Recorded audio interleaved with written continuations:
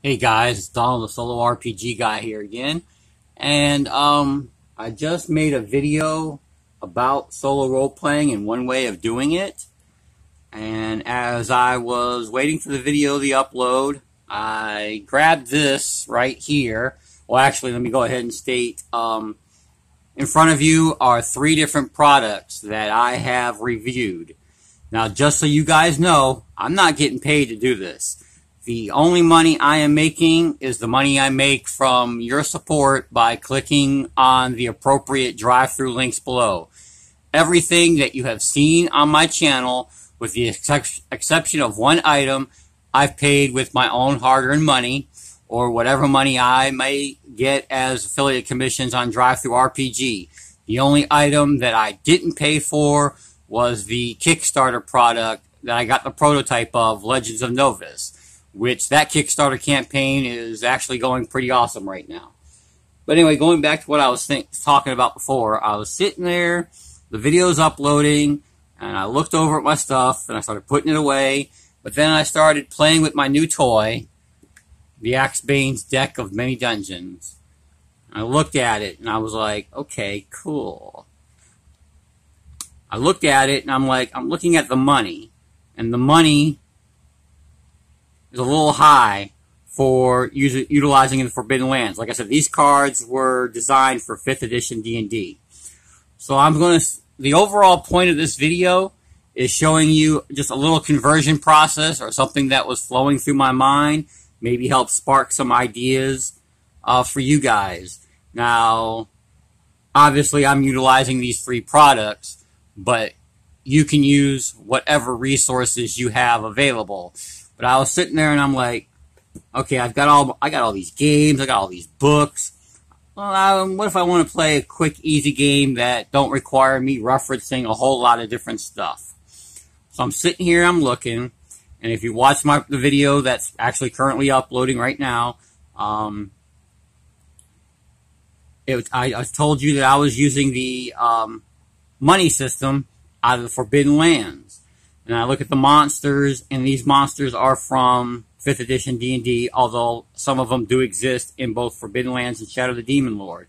So I'm sitting here, playing with my cards, and I'm like, okay, I have a random dungeon generator, but now I want to convert this over to something that I want to keep myself limited to these 3 sets of cards. And obviously my role-playing system. I don't want to go reference any games. I don't want to pull out any other cards. I don't want to pull out anything else. I want something quick, easy, and simple. So I looked, and I'm like, okay, I've got my dungeon generator deck. I've got my DM emulator and various other items on these cards.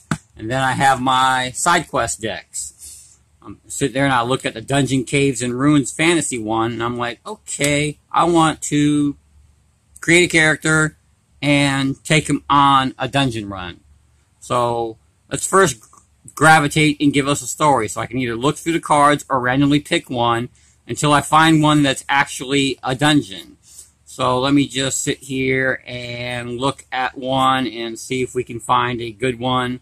Actually, this Goblin Trade one I told you about previously, we'll just use this as a reference. PCs are sent down to the Goblin Den to investigate the goblins and have a pact with the demon, exchanging stolen goods for weapons, but the demon is the court magician in disguise. I'm not going to worry so much about this demon magician in disguise, but the PCs are sent down into a Goblin Den to investigate. Okay, I got goblins, I got demons. I just want to keep that in mind. And then I look over at the Axebane deck, and they've already got the spots where the monsters pop up, if there are any monsters in that dungeon. So, what I've decided is I would go through my Forbidden Lands and Shadow of the Demon Lord rules. I would get the goblin stats handy. Make a couple different ones. You know, you got the goblin that's focused on the spear, the goblin that's focused on the sword, maybe a goblin mage. Things of that nature. Goblin layers are usually infested with rats and spiders and bats. and maybe the occasional slimy, creepy crawly.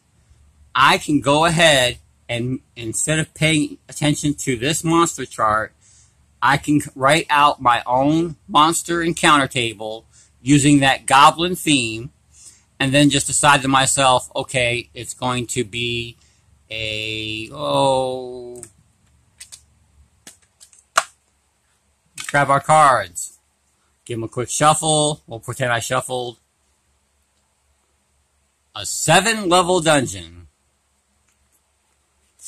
And now I already know my first level is at least going to be the goblins, and as I progress through the game, I will add more monster charts appropriate to the level, decide for grins and giggles that every time a character hits the quest room from these cards, when we finally hit that quest area, the king card, let me see if I can find the king here. There we go. Find the king card. That's the stairway down to the next level. And maybe decide if I'm going to put a mini boss in here. Another thing is, I'm going to look at the artwork that's actually on the card. Now I've got my features and other things. I've got, like in this room, there's a table with what looks to be barrels or treasure chests. I can use my Game Master Assistance cards, ask questions about, okay, is there anything on the table? Is there anything in these barrels? And then use my Game Master Assistance cards to determine what's in there. Take these simple little tools and expand on them. Like here, okay, I've got a monster. I've got a pile of what looks to be treasure. I've got some bones sitting here. There's obviously a pit. So I draw this card and roll on my random chart for the monster, the goblin, the demon, the spiders, the whatever. Do my game, and then I can, there's a treasure pile over here.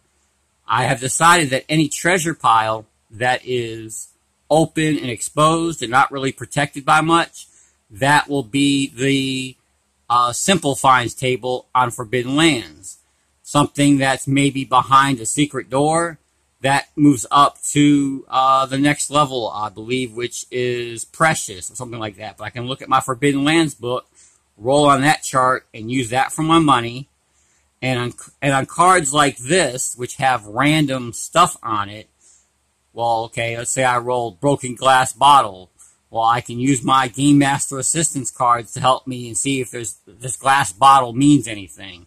Or is it just a simple broken glass bottle, or maybe it might have some markings on there that indicate it was a potion. Alright, that adds a little detail to the story. Skeletal remains of a horse. Well, how'd they get a horse down here? Oh, it's probably the goblin's food source. A backpack with rations. So I can sit here, make my own charts up, convert it to my game system, and just go. I've got my DM emulator, and I've got a little story generator. 3 decks of cards that, without digging through games, without pulling out any other cards, I've got a complete role-playing system here. So, like I said, the purpose of this video was to help spark ideas in using whatever resources you have at your disposal. Now, obviously, I have a larger collection than most, but sit down with your resources and come up with a way to use them for solo RPG. I've got story, I've got GM emulator, I've got a dungeon generator with all kinds of cool stuff on it that I can use to sit down, play a quick game. I don't have to think about, a whole lot of stuff. Everything has been made for me. I create my dungeon, I got my story, and just use everything I've got.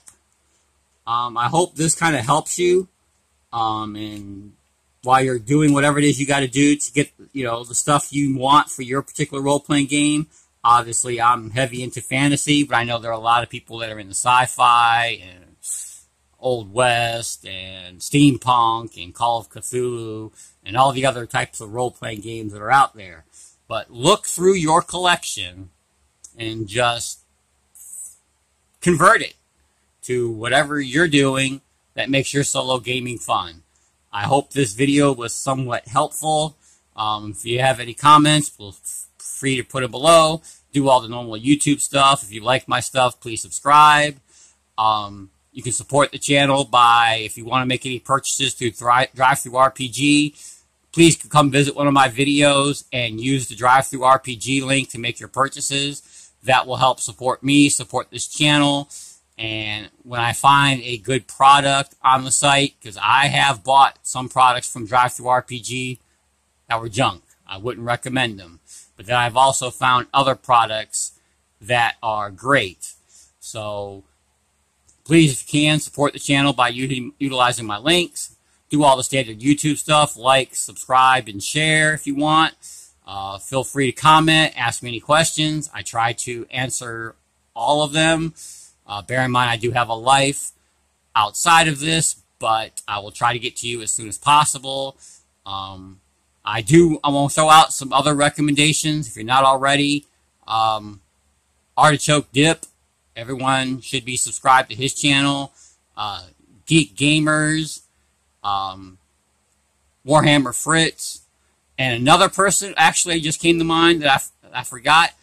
Subscribe to Matthew Colville and watch his series. I forget what it's called.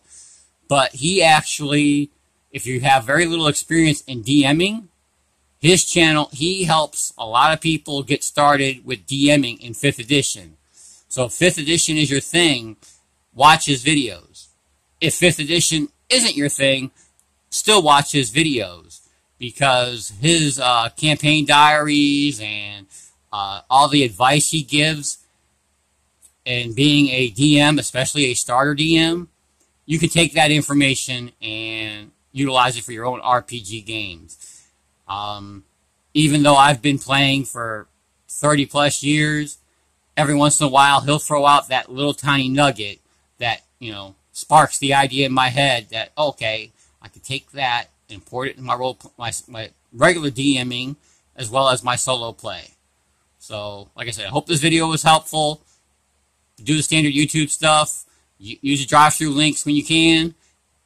And have some good gaming, guys.